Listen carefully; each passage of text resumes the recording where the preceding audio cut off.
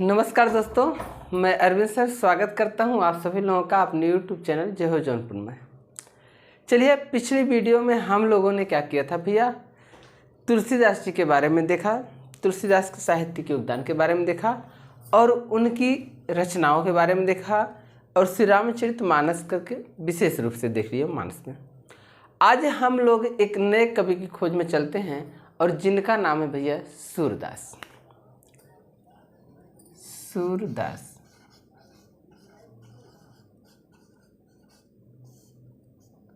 सूरदास अगर सूरदास जी की बात कीजिए भैया तो कहते हैं कि हिंदी जग में सूर के जन्म काल का किसको ज्ञान, संवत 1535 के लगभग करते हैं बुद्धजन अनुमान। जन्म स्थान रेणुका, वास किया मथुरा नगरी, भरा सूर सागर उड़ेल 1.25 लाख की पद गगरी। दीक्षा ले वल्लभाचार्य से गाया बालकृष्ण कीर्तन, हिंदी जग में सूर्य हैं अन्य कवि सब तारागण।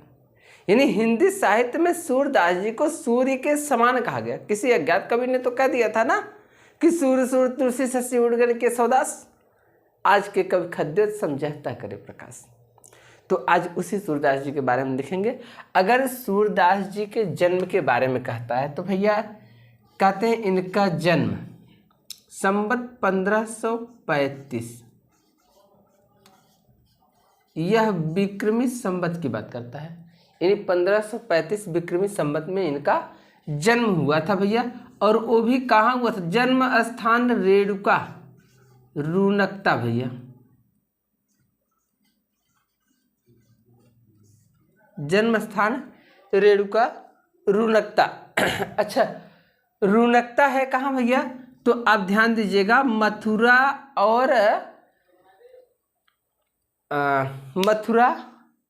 और जो हरियाणा रोड जाता है उसी रोड पर पड़ता है भैया। अच्छा, एक चीज़, दूसरी चीज़ आप ध्यान दीजिएगा, अगर इनकी मृत्यु की बात करता है तो इनकी मृत्यु भैया 1640 विक्रमी संवत में हुई थी। और कहाँ हुई थी, तो परसौली में हुई थी। परसौली कहाँ है भैया, तो मथुरा के निकट ही है परसौली नामक स्थान। ठीक। अच्छा, एक कुल कितने साल जिए थे भैया, तो 105 साल जिए थे। कितने साल जिए थे, 105 साल जिए थे। अच्छा, अब इनके पिता के नाम, कुछ लोग मानते हैं भैया इनके पिता का नाम रामदास था और माता का नाम मान लेते भैया यमुना।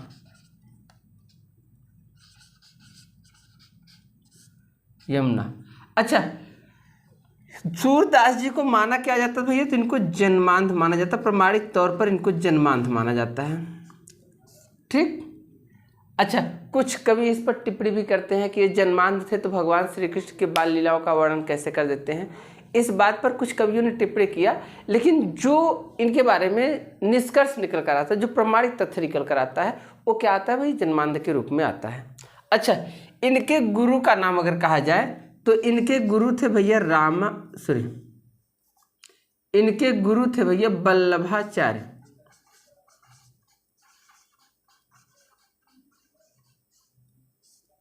यानी सूरदास जी के गुरु का नाम क्या था भैया, वल्लभाचार्य था। और वल्लभाचार्य के पुत्र थे भैया विट्ठलनाथ। और ये जो विट्ठलनाथ थे, इन्होंने सूरदास जी के बारे में कहा था कि भैया ज्ञान की जहाज इनको कह दिया था। यानी कहा था कि जो जहाज है, मतलब पुष्टि मार्ग का जो जहाज है, ये जा रहा है, ले नहीं सके जो जिसको जो लेना हो वो ले सकता है। तो पुष्टि मार्ग का जहाज ही इनको किसने कहा, तो भैया पुष्टि मार्ग का जहाज कहा था। पुष्टि मार्ग का जहाज, यानी पुष्टि मार्ग का जहाज इन्हें किसने कहा था, तो विट्ठलनाथ ने ही इन्हें कहा था भैया पुष्टि मार्ग का जहाज। ठीक। अच्छा, दूसरी चीज, सूरदास जी को भैया वात्सल रस का जनक कहा जाता है।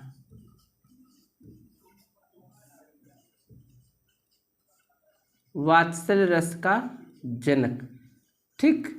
अगर कभी आपसे पूछता है वात्सल रस का जनक किसे कहा जाता है, तो सूरदास जी को कहा जाता है। आप लोग इनके बारे में सुने होंगे कि मैया हो न चरही हूँ गाय, हे मैया अब मैं गाय चराने नहीं जाऊंगा। सिगरो ग्वाल गिरावत मुझसे मेरो पाय पिराए। सभी ग्वाल बाल क्या करते हैं, हमसे ही गिरवाते हैं और हमारे पैर क्या करते हैं भैया, दर्द करने लगते हैं। ऐसा किसने कहा, सूरदास जी ने कहा।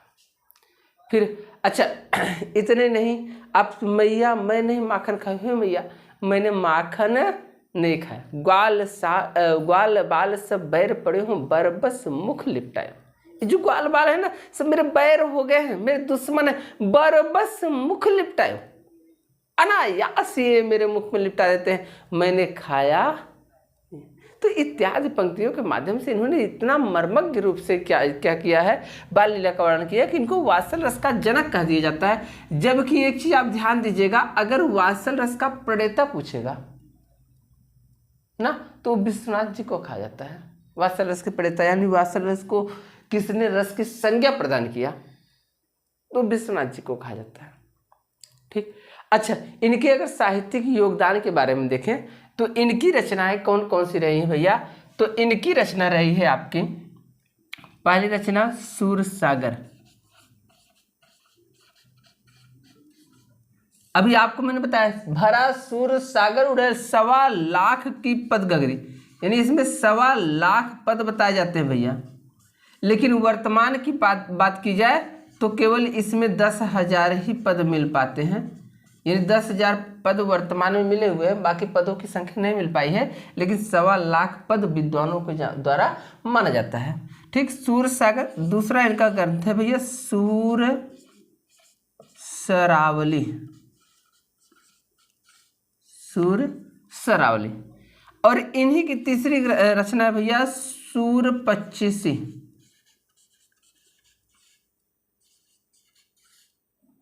सूर पच्चीसी। और इन्हीं की रचना है भैया साहित्य लहरी, चौथी रचना है साहित्य लहरी। साहित्य लहरी को इनकी महत्वपूर्ण रचनाओं में गिना जाता है भैया, साहित्य लहरी। अच्छा इतने नहीं, सूरदास की और रचना है भैया नाग लीला, ये 5वीं रचना है नाग लीला। इन्हीं की एक और रचना भैया गोवर्धन लीला,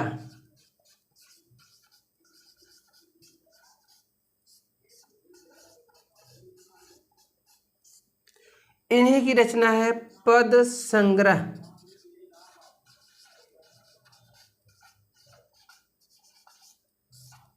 और इन्हीं की रचना है भैया एक भ्रमर गीत।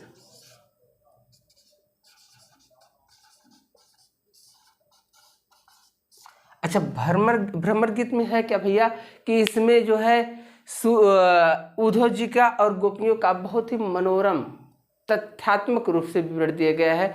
अच्छा होता क्या है, जो सूरदास की गोपियाँ थी भैया, इनकी गोपियाँ बहुत दयालु थी, बहुत कृपालु गोपियाँ थी।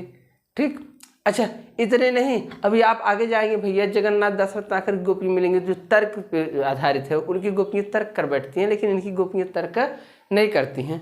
ठीक, अच्छा भ्रमर गीत में जैसे आप लोग पढ़े होंगे भैया कि उद्धव मोहि ब्रज, भगवान श्री कृष्ण खुद ही कहते हैं कि हे उद्धव मुझे ब्रज नहीं भूल रहा है, और इधर गोपियाँ भी परेशान हैं, उद्धव कहीं न जाए, सॉरी यहाँ गोपियाँ परेशान है, कहती हैं कि हमारा हरिहर की लकड़ी, हे उद्धव हमारे हरिहर की लकड़ी के समान है।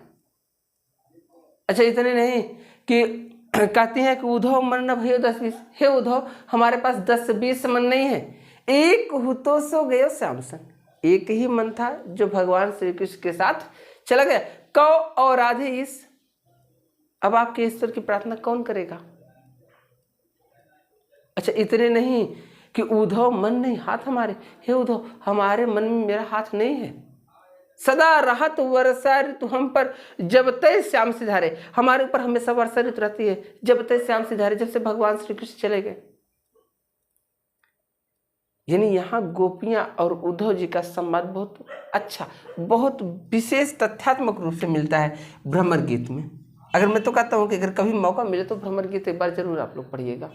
बाकी इस सूरदास जी के बारे में था, सूरदास जी को पुष्टि मार्ग का जहाज कहा गया भैया, इसे आप ध्यान दीजिएगा। अष्ट छाप के अग्रणी कवि के नाम लेता है, तो ये अष्ट छाप के क्या थे भैया, अग्रणी कवि थे, अष्ट छाप। अच्छा अगर अष्ट छाप के अग्रणी कवि, अष्ट छाप के अग्रणी कवि,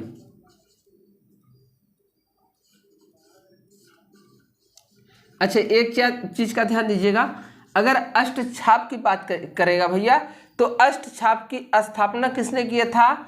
विट्ठल नाथ ने किया था भैया, वो भी 1565 ईस्वी में किया था, जिसमें 8 कवि थे। ठीक, 8 कवि थे। 4 कवि भैया विट्ठल नाथ के शिष्य थे और 4 कवि वल्लभाचार्य के शिष्य थे।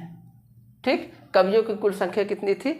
8 थी। और जिसमें सबसे प्रमुख कवि कौन थे, सबसे अग्रणी कवि कौन थे? तो वो आपके सूरदास जी थे। तो ये रहा आज के टॉपिक में सूरदास जी का कुछ तथ्यात्मक विवरण था। तो अगर वीडियो अच्छी लगी भैया तो लाइक और शेयर जरूर करिएगा। ठीक, और सब्सक्राइब करना तो ना भूलें, थोड़ा सा चैनल को सब्सक्राइब करिएगा, आगे हौसला बढ़ता रहेगा। बाकी सभी लोगों को ढेर सारी शुभकामनाएं और बधाइयाँ, सहृदय धन्यवाद।